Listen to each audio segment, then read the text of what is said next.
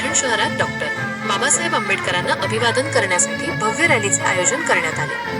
Doctor Babasaheb Ambedkar यांचे 6 डिसेंबर 1956 रोजी दिल्लीतील त्यांच्या निवासस्थानी निधन झाले। त्यांच्या महान कार्याचा आणि योगदानाचा सन्मान करण्यासाठी हा दिवस दरवर्षी महापरिनिर्वाण दिन म्हणून साजरा केला जातो।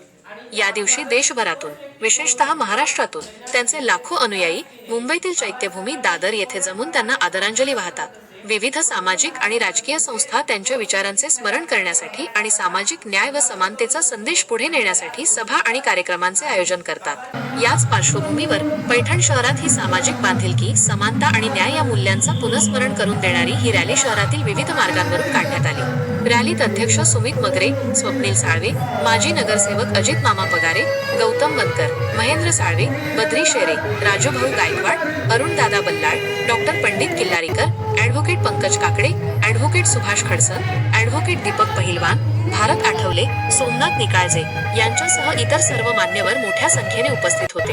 आर्यव्रत न्यूज मराठी करिता प्रतिनिधी हुजेफा अली बोहरी, पैठण। क्रांतिकार ज्यांच्यामुळे या भारताला बुद्ध धर्म पुन्हा प्राप्त झाला, त्यांनी या महाराष्ट्र भूमीमध्ये 84,000 स्तूप बांधून